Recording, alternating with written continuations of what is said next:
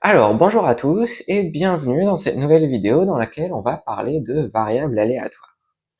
Donc précédemment, on a vu qu'en probabilité, lorsqu'on s'intéressait à des expériences aléatoires, on pouvait introduire des événements. Et dans un certain nombre de cas, on peut ramener ces événements à un nombre. Par exemple, si on s'intéresse au lancer d'un dé à 6 faces, eh bien, on peut regarder le numéro de la face qu'on obtient. Donc on a bien un nombre.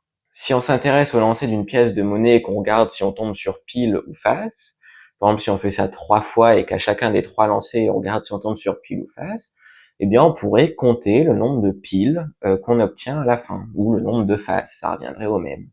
Donc on a à nouveau un nombre. Et si on s'intéresse à un jeu de hasard, que ce soit par exemple au casino, au loto ou dans d'autres contextes, eh bien on pourrait s'intéresser au gain du joueur. Et on se ramène à nouveau à un nombre. Donc en fait, dans pas mal de situations, on peut ramener un événement d'une expérience aléatoire à un nombre. Et c'est là que les variables aléatoires vont intervenir, puisque ce sont justement les variables aléatoires qui vont pouvoir faire le lien entre l'issue d'une expérience aléatoire et le nombre qu'on va lui associer.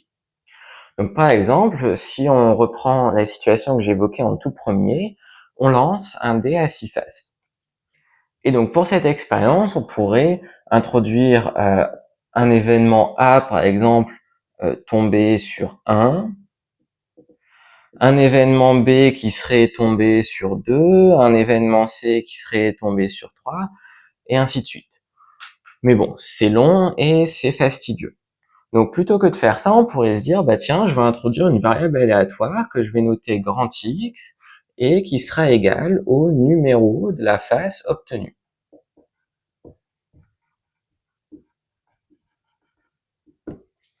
Et donc au lieu d'introduire 6 événements différents pour récapituler l'ensemble des issues possibles, on a juste à introduire une variable aléatoire. Et quand on s'intéresse à des expériences aléatoires, c'est important de savoir quelles valeurs elles peuvent prendre. Donc là ici, si on s'intéresse au lancer d'un dé à 6 faces et si x ça correspond au numéro de la face obtenue, eh bien, l'ensemble des valeurs possibles pour x, qu'on note x de oméga, eh bien, ce seront 1, 2, 3, 4, 5, 6. Et ensuite, on peut s'intéresser aux probabilités que x prenne chacune de ces 6 valeurs. Et donc, pour ça, en fait, on peut noter p de grand X est égal à petit xi, avec en fait xi qui va parcourir toutes les valeurs possibles pour la variable aléatoire étudiée. Et donc généralement, calculer toutes les probabilités possibles pour la variable aléatoire x, c'est ce qu'on appelle déterminer la loi de probabilité de grand X.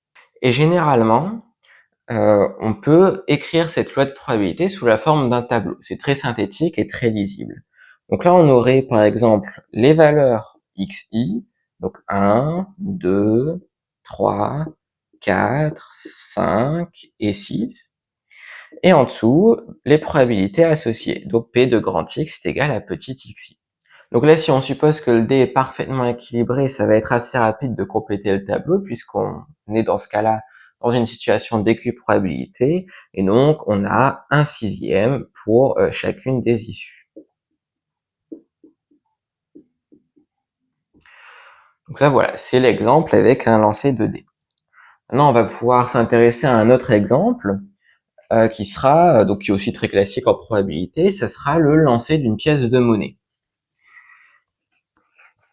Et puis, cette pièce de monnaie, on va la lancer 3 fois et on va supposer qu'elle est parfaitement équilibrée.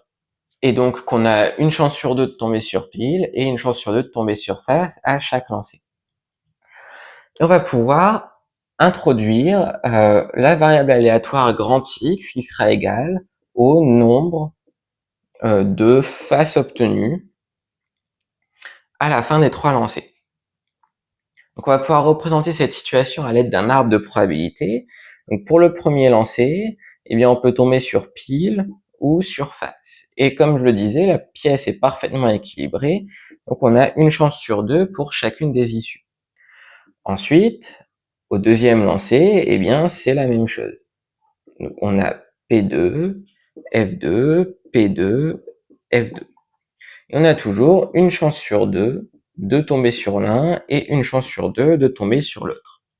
Et pour le troisième lancer, eh bien, on aura la même chose. P3, F3, P3, F3, P3, F3, et sans surprise, P3, F3. Et toujours une chance sur 2 pour chacune des branches.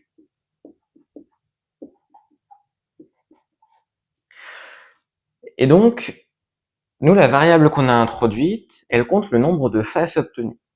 Donc on va regarder pour chacun des chemins, combien de faces on obtient. Et donc, ici, pour le chemin du haut, on a pile, pile, pile. Donc on a 0 face. Pour le deuxième chemin, on a pile, pile, face. Donc on en a 1. Ensuite, pile, face, pile. Donc 1, pile, face, face. 2. Et on fait ça pour tout le reste. Donc là, on a 1, 2, 2 et 3. Et donc là, vu qu'on a supposé que la pièce était équilibrée, tous les chemins dans l'arbre vont avoir la même probabilité. Cette probabilité, on l'obtient en multipliant les branches, enfin les probabilités des branches sur un chemin. Donc 1/2 fois 1/2 fois 1/2, ça fait 1/8. Donc dans cette situation, la variable aléatoire grand X, elle peut prendre 3 valeurs. 0 face, 1 face, 2 faces et 3 faces. Et donc là, on va pouvoir déterminer la loi de probabilité de la variable aléatoire grand X. Donc on va faire ça sous forme d'un tableau. Donc on va avoir les petits x, donc 0, 1, 2 et 3. Et puis la partie compliquée, ça va être de calculer les probabilités associées à chacune de ces valeurs. Donc pour avoir 0 face, il n'y a pas trop le choix, il n'y a qu'un chemin qui fait ça, c'est le chemin tout en haut, où on tombe que sur des piles. Donc comme il n'y a qu'un chemin, on va avoir une probabilité de 1/8 pour que x prenne la valeur 0.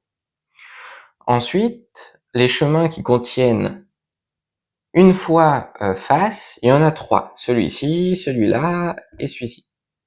Donc la probabilité de tomber sur 1, enfin la probabilité que la variable aléatoire prenne la valeur 1, c'est 3/8. Il y a aussi 3 chemins avec 2 faces. Donc celui-ci, celui-là et celui-là. Donc on a aussi 3/8 comme probabilité. Et pour 3, il n'y a qu'un seul chemin, c'est celui tout en bas. On tombe que sur des faces. Donc là, probabilité 1/8. Et pareil, pour vérifier ces calculs, qu'on n'a pas fait d'erreur, ce qu'on peut faire, c'est additionner toutes les probabilités du tableau et voir si on retombe bien sur 1. On a 1 plus 3 plus 3 plus 1, ça fait 8, divisé par 8. On tombe bien sur 1, on est sauvé. Et donc on peut faire ce genre d'exercice dans plein de situations. Dès qu'on peut se ramener à un nombre dans une expérience aléatoire, on peut introduire une variable aléatoire, et puis après déterminer sa loi de probabilité. Et on verra dans des prochaines vidéos qu'on peut faire encore plein d'autres choses sur les variables aléatoires. Mais pour cette vidéo, on va s'arrêter là. Donc j'espère qu'elle vous aura été utile d'une manière ou d'une autre. Si c'est le cas, pensez à laisser un j'aime et à vous abonner à la chaîne. Et puis je vous dis à très vite pour une prochaine vidéo.